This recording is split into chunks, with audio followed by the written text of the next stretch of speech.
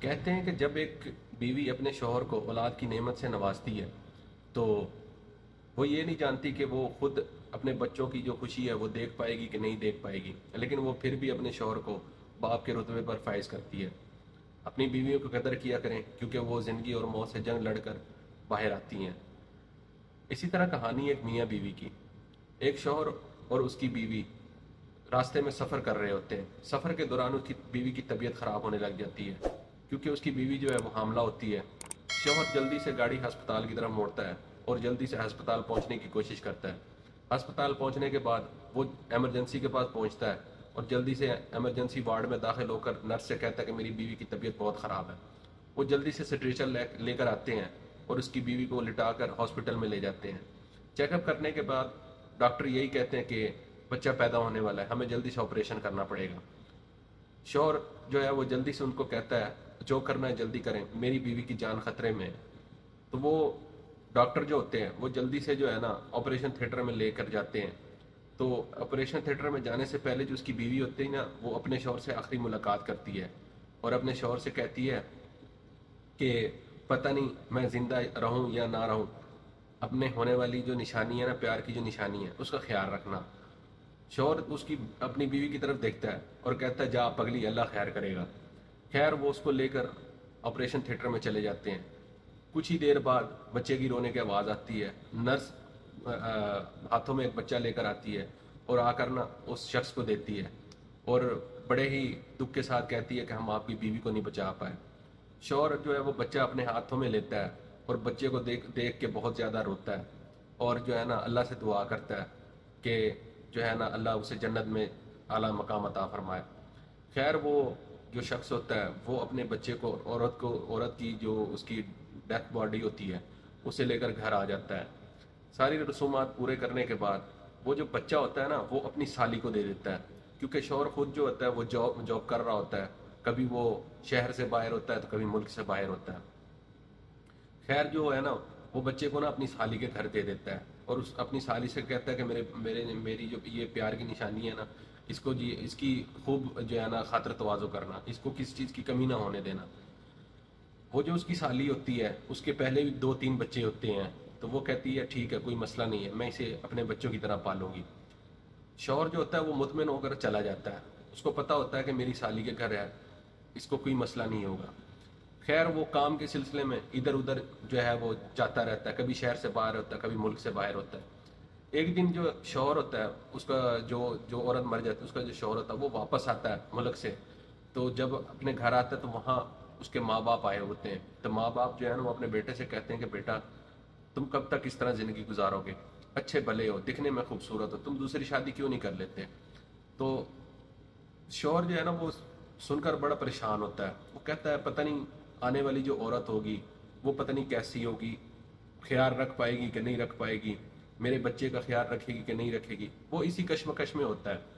آخر کار ایک دن ایسا آتا ہے کہ وہ جو شخص ہوتا ہے نا وہ دوسری شادی کر لیتا ہے اور دوسری شادی کرنے کی پہلی رات ہی وہ اپنی بیوی کو نصیحت کرتا ہے، کہتا ہے کہ دیکھو میرا ایک بیٹا ہے، تو اگر تم کہتی ہو تو میں اپنے بیٹے کو تمہارے پاس لے کر آتا ہوں، اگر تم اس کے ساتھ ستیلی معاملہ سلوک نہ کرو تو۔ وہ عورت اپنے شوہر سے کہتی ہے، جو اس کا جو شوہر ہوتا ہے وہ کہتی ہے کہ کیوں نہیں، آپ کا بیٹا ہے تو میرا بھی تو بیٹا ہوا، میں اس کو اپنے بیٹے کی طرح پالوں گی۔ خیر وہ اپنی سالی کے پاس جاتا ہے، وہ اپنے بیٹے کو لے کر آتا ہے اور اس کے حوالے کر دیتا ہے اور اسے بار بار یہی نصیحت کرتا ہے کہ تم نے اس کا بہت خیال رکھنا ہے، اس کی آنکھوں میں آنسو نہیں آنے چاہیے، اس کو کسی قسم کی پریشانی نہیں ہونی چاہیے۔ خیر کچھ عرصہ گزرتا ہے، کچھ عرصے کے بعد جو وہ عورت جو بیاہ کر لاتا ہے اس کے بھی دو بچے ہو جاتے ہیں، ایک بیٹا ہوتا ہے ایک بیٹی ہوتی ہے، اور وہ اپنے بچوں بھی مگر رہتی ہے، اسے کے ساتھ اس کے بچے کو بھی پال رہی ہوتی ہے۔ خیر کافی عرصہ گزرنے کے بعد جب اس کے بچے تھوڑے سے بڑے ہو جاتے ہیں تو وہ اپنے بچوں کی نا بہت کیئر کرتی ہے، اور جو اس کی جو یعنی کہ پہلی جو بیوی جو فوت ہو جاتی ہے اس کے بچے کے ساتھ وہ زیادتی کرنے لگ جاتی ہے، اس سے گھر کا کام کرواتی ہے، کچن کے کام کرواتی ہے، برتن دھلواتی ہے، سودا سلف اس سے منگواتی ہے، اور بچے کو نا ڈرا کر رکھتی ہے کہ تم نے اگر اپنے باپ کو بتایا تو میں تمہارے ساتھ یہ کر دوں گی، تم نے اپنی خالہ کو بتایا تو میں تمہارے ساتھ یہ کر دوں گی۔ بچہ بہت ڈرا ہوا اور سہما ہوا ہوتا ہے۔ اس کا باپ جب بھی گھر آتا ہے وہ پہلے آ کے اپنے بیٹے کو ملتا ہے اور بیٹے سے دن کا سارا حال پوچھتا ہے. لیکن بیٹا اتنا ڈرا ہوا اور سہما ہوا ہوتا ہے، وہ اپنے باپ کو اپنی ستیلی ماں کی کوئی بات نہیں بتاتا.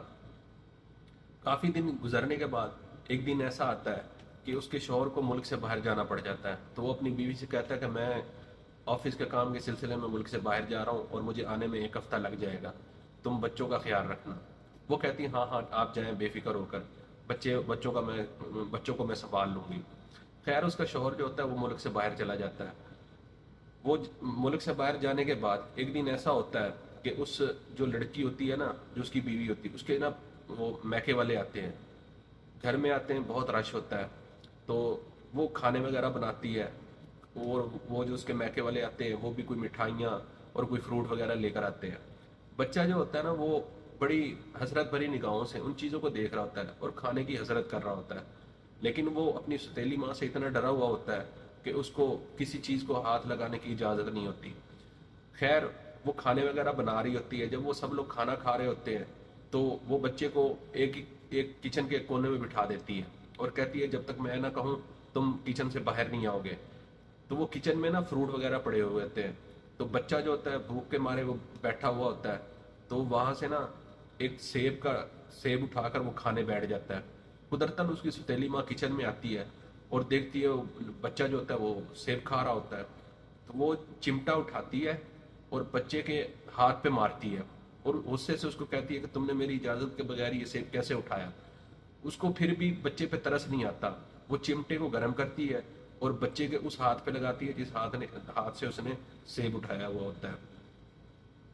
خیر وہ بچہ درد سے بہت چلاتا ہے، اس کے ہاتھ پر نشان پڑ جاتا ہے. بچہ اپنی اس ستیلی ماں سے کہتا ہے کہ مجھے بہت بھوک لگی تھی، میں کیا کرتا، میں نے سیب دیکھا میں نے اٹھا لیا. وہ پھر اس کو بہت مارتی ہے اور کہتی ہے میری اجازت کے بغیر جب تک میں نہ کہوں تم کوئی کسی چیز کو ہاتھ نہیں لگاؤ گے. خیر وہ سب لوگ جب کھانا وغیرہ کھا لیتے ہیں، کھانا کھانے کے بعد جو کھانا پلیٹوں میں بچا ہوا ہوتا ہے، یعنی کہ بوٹیاں وغیرہ کھائی ہوئی ہوتی ہیں، وہ ایک پلیٹ میں وہ ڈالتی ہے اور اس بچے کے آگے رکھ دیتی ہے اور اس کو ایک بالکنی کے باہر بٹھا دیتی ہے کہ تاکہ اس کو کوئی دیکھے نہ. بچہ جو ہے وہ بالکنی میں باہر جو ہے نا وہ پلیٹ میں وہ بریانی بھی کھا رہا ہوتا ہے اور ساتھ میں رو بھی رہا ہوتا ہے. اور اس کے جو آنسو ہوتے ہیں وہ پلیٹ میں گر رہے ہوتے ہیں اور بار بار اپنی جو ہے نا وہ خالہ کو یاد کر رہا ہوتا ہے کیونکہ بچہ خالہ سے بہت جو ہے نا وہ مانوس ہوتا ہے. باپ کا تو سایہ اس کے اوپر رہا ہی نہیں، زیادہ وہ اپنے باپ کے پاس رہا ہی نہیں تھا. خیر 1 ہفتہ گزرنے کے بعد اس کا جو شوہر ہے وہ ملک سے واپس آ جاتا ہے. واپس آنے کے بعد وہ جیسے ہی رات کو آتا ہے اور اپنی بیوی کو دیکھتا ہے اور پوچھتا ہے کہ بچے کدھر ہیں. تو وہ بیوی اس سے بولتی ہے سب اپنے اپنے کمرے میں سو رہے ہیں. خیر وہ شوہر کو کہتی ہے کہ میں آپ کے لیے کھانا گرم کر دیتی ہوں، آپ کھانا کھا لیں. تو وہ کہتا ہے نہیں میں کھانا باہر سے کھا کے آیا. رات کو جو ہے نا شوہر جو ہوتا ہے وہ سو رہا ہوتا ہے. رات کے کسی پہر اس کو نا خواب میں اس کی پہلی بیوی ملتی ہے اور وہ نا اپنے شوہر کو پیار سے نا بالا بلاتی تھی. تو وہ اپنے شوہر سے کہتی ہے خواب میں کہ بالے میں نے تجھے کہا تھا کہ میرے بچے کو کسی پرائی عورت کے حوالے نہ کرنا، میرا بیٹا بہت پریشان ہے. وہ نا ہڑبڑا کے اٹھتا ہے اور اپنی بیوی سے اٹھاتا ہے اور اس سے پوچھتا ہے کہ میرا بیٹا کدھر ہے. وہ کہہ رہی ہے اپنے کمرے میں سو رہا ہوگا اور کدھر ہونا ہے اس نے. تو شوہر یہ سنتا ہے وہ پھر جو ہے نا لیٹ جاتا ہے. کچھ دیر گزرتی ہے اس کو پھر خواب آتا ہے.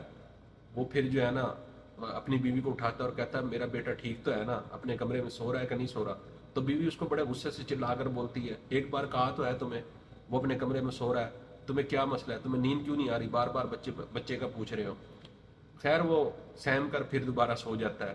سونے کے بعد تیسری بار اس کو پھر خواب میں اس کی بیوی ملتی ہے اور وہ پھر کہتی ہے اپنے شوہر سے، وہ کہتی ہے کہ بالے میں نے تجھے کہا تھا نا میرے بچے کو کسی کے حوالے نہ کرنا، تو بچہ نہیں سنبھال پایا، میں نے اپنے بیٹے کو اپنے پاس بلا لیا. شوہر جو ہے جلدی سے ہڑبڑا کے اٹھتا ہے اور بستر کو دے مارتا ہے اور کمرے سے باہر نکل کر اپنے بچے کو جا کر ڈھونڈنے لگتا ہے.